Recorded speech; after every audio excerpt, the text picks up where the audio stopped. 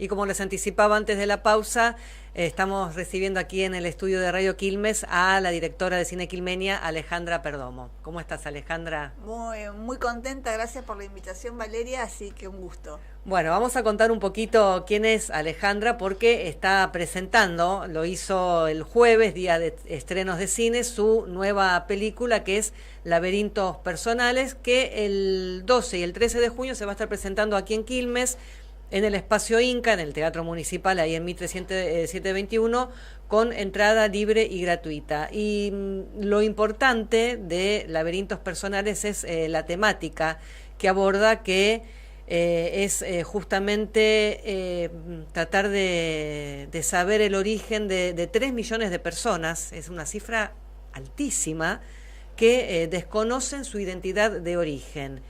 Entre ellas vos, Alejandra. Sí, entre ellas yo. Uh-huh. Bueno, por eso, este es el segundo largometraje que yo hago abordando la temática. Sí. El primero lo estrené en el año 2014, que se llama Nacidos Vivos, y que hasta el día de hoy se sigue emitiendo, me lo siguen pidiendo de canales del interior, de plataformas. En pandemia se vio muchísimo, está en Cinear Play de manera gratuita en la plataforma del Instituto Nacional de Cine. Pero como yo digo, yo creo que esa película, 10 años atrás, yo la hago un poco desde el asombro y desde la investigación propia, que me lleva a conocer un montón de buscadores y buscadoras y de mamás a quienes les arrebataron a sus bebés.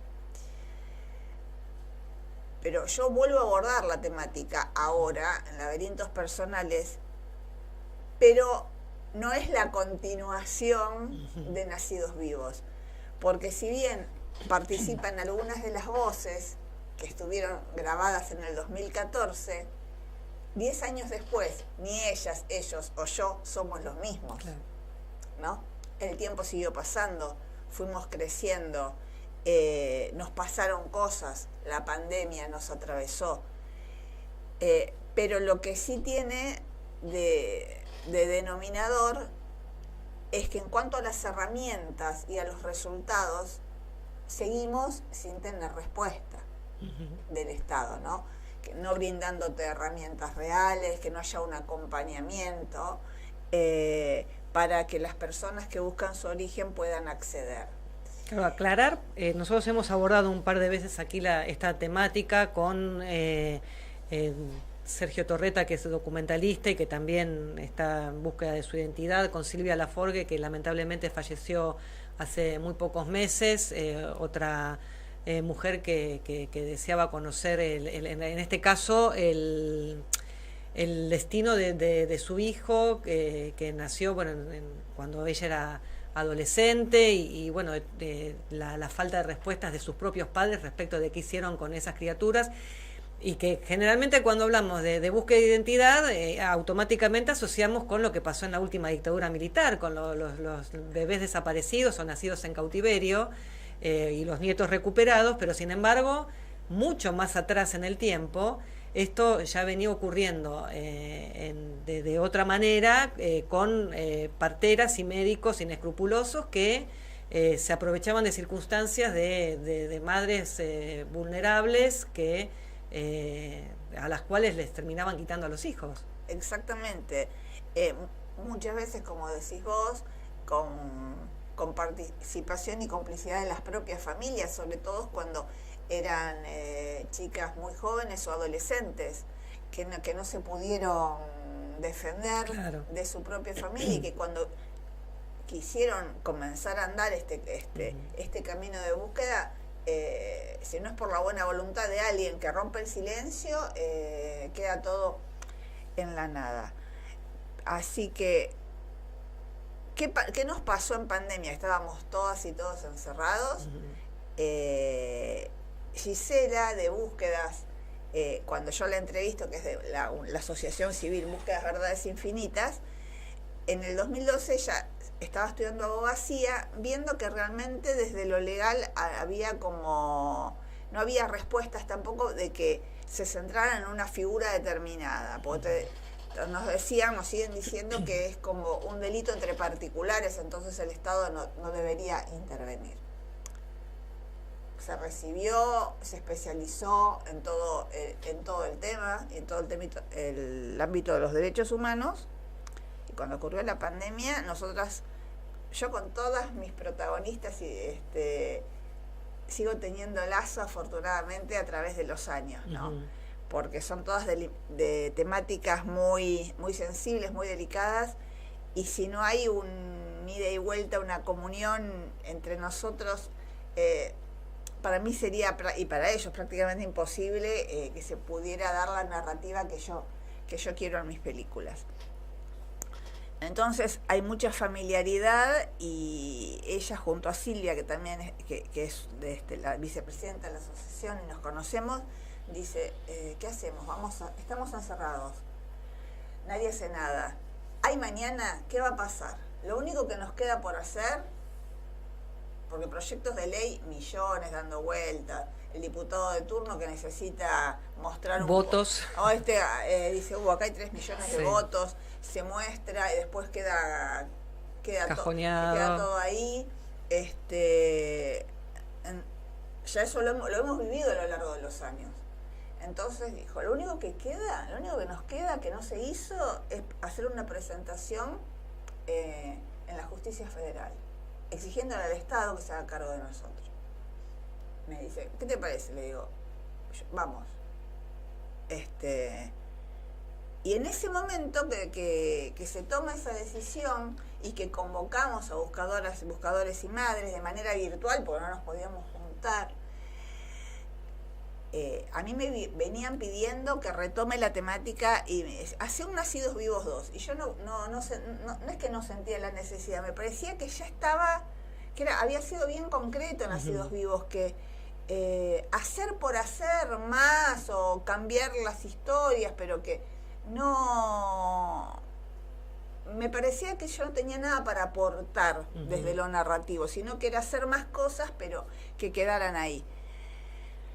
Pero esta idea de unirnos todos, ir a la justicia, y escuchando el entusiasmo y las ganas de buscadores, mamás de todo el país, es que yo dije, de esto sí. Tengo que hacer algo. Tengo que tener un registro.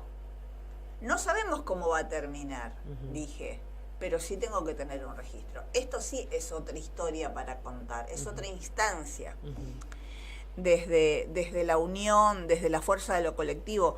Yo soy una convencida de que solos o con individualidades no podemos lograr cosas, pero la fuerza de lo colectivo, esa cosa que me regaló caminar las calles, el feminismo y demás, es como, te da como otro empoderamiento y otra manera de pensarte con el otro, con la otra. Y bueno, y de eso se trata Laberintos Personales. No solamente de las historias personales, sino de la fuerza de hacer algo todas y todos juntos. Y decime, en esto de hacer, en algún momento se hablaba del banco, de la posibilidad de que el banco genético también reciba datos como para poder, eso fue uno de los principales, uno de los tantos. Uno de los tantos pedidos que se hace al Estado Nacional. Por un lado, o la apertura, un banco paralelo o lo que fuera, pero que sí... un banco de datos genéticos donde las personas, las madres, puedan dejar sus muestras. Y por otro lado, una campaña masiva, pero realmente una campaña masiva.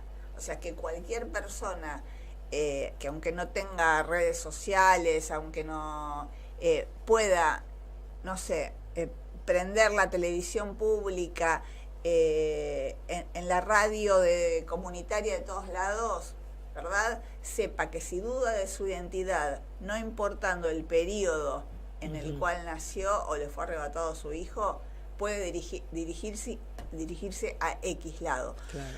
muchas personas dicen, bueno, yo no estoy dentro del rango, pero lo único que a mí me hace ruido es que te dicen, si tú de tu identidad naciste en este periodo, anda a abuelas. Claro. Pero abuelas, concretamente, si no perteneces a ese periodo y a lo que fue el terrorismo de Estado, no te puede ayudar. Entonces, bueno, eso nos parece importantísimo. ¿Por qué? Porque nos damos cuenta que las buscadoras y buscadores terminamos como pasándonos la información entre nosotros, de acuerdo al recorrido que hayamos hecho, y vamos aconsejando, y no, te conviene ir acá, te conviene ir allá, pero desde lo estatal no hay algo que realmente la persona sepa y deje de deambular por los pasillos de la Defensoría del Pueblo. En su momento conformamos una mesa que se llamó la RETIB, que funcionaba en la ESMA, en ese momento en la Secretaría de Derechos Humanos, cuando era Secretaría, no Ministerio. Después esa información recabada con RETIB ahora pasó a manos de CONADI. Pero lo que necesitamos son soluciones. Es que se produzcan encuentros. Claro.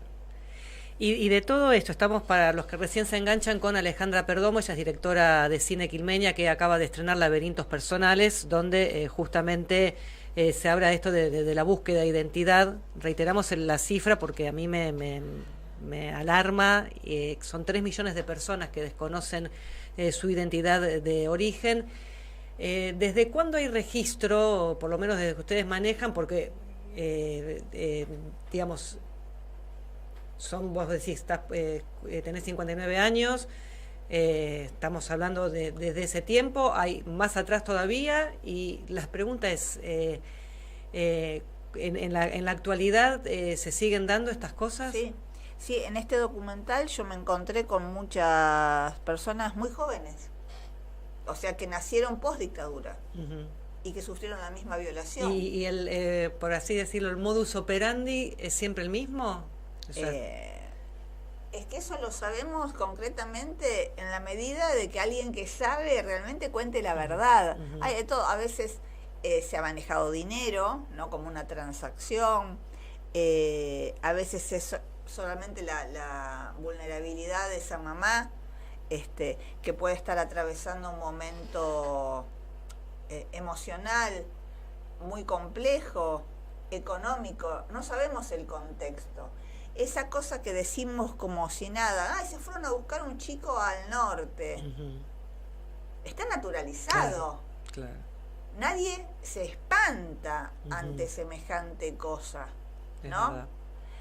Y es lo que decimos como llamado a la sociedad. Si yo vivo en un barrio, estoy en un trabajo y de repente aparece un bebé, y queda a la vista de todos los demás que no sabemos si pasó por un proceso de adopción o cómo, nadie pregunta, o si sabe no dice nada, por la naturalización, ¿verdad? Que son cosas que se hacían, sí, son cosas que se hacían, pero también en el siglo pasado, en el 1800 había esclavitud y estaba bien. Claro. ¿No? Era lo que se hacía. Creo que los tiempos van avanzando en el ámbito de derechos humanos muchísimo más. Argentina es punta de lanza en recuperación de derechos humanos. Por eso, en el momento de la presentación ante la justicia, consideramos que son tiempos de cambio y que llegó el momento de que empiecen a darnos soluciones. Alejandra, y en tu caso, ¿cuándo descubriste que no era, digamos, que había sido sustraída? Yo lo sentí siempre, ¿no? Primero por una cuestión de identificación, de no parecerme físicamente a mis padres. Después uno va creciendo y vos ves que con tus compañeritos, con tus amigos, los padres son muchísimo más jóvenes que los tuyos, vos sos yo era hija única, Ujú. todos tienen hermanos, hija Claro. única de padres muy grandes, no te pareces. Empezás a preguntar, pero no, vos te pareces a la hermana de papá que vive en España, la más chica, sos parecidísima, me mostraban fotos. Uno se conforma con esas. Pero realmente, después en la adolescencia, uno con la rebeldía ¿no? de querer despegar de la familia y de todos los mandatos, pero bueno, después papá, con una enfermedad neurológica muy severa, con el avance de un Parkinson terrible, yo teniendo 2 hijos, es que decido hablar con un médico y le digo, dame una mano, ayúdame, yo necesito saber si mis dudas son reales o no. Ujú. Porque si soy hija de mi papá, necesito que ya empezar Sí, a hacer trabajar, algún tipo de estudio a o algo trabajar para ver si esto, genéticamente claro, por el es tema hereditario. de mis hijos. Y lo primero que me dijo mi médico, uno de mis médicos de cabecera, amoroso, a quien tengo muchísimo respeto, es, déjate de joder. Me dijo, no, ¿para qué vas a revolver la verdad? Bueno, esa es la postura social. Claro. Esa es la postura social. Inclusive hay psicólogos que te dicen. Entonces, por el desconocimiento o por la ignorancia, no estoy hablando de mala fe, lejos de ayudarnos, nos hacen desistir de lo que es la búsqueda de un derecho, ¿no? Después, cuando uno encuentra la verdad, su verdad, lo que hace con eso es personal, pero tiene que quedar claro que ese derecho lo tenemos, que toda persona, todo niño, una de las cosas en las que está fundamentada los derechos del niño es en el derecho a la identidad. Ujú. Entonces, hay mucho por trabajar, mucho por trabajar. La mirada social que te dice que si fuiste adoptado, porque la gente usa esa palabra, y está mal, porque no fuimos adoptados porque no tenemos un expediente Sí, de un adopción. papel que diga... Un expediente de adopción al cual podemos recurrir en el momento de la vida en el cual queramos a encontrar la verdad. No, tenemos una partida de nacimientos apócrifa, es decir, con datos falsos, y que está viciada en muchos casos por todos lados. Hay personas que nacieron acá pero consiguieron la firma de un médico y fueron a buscarla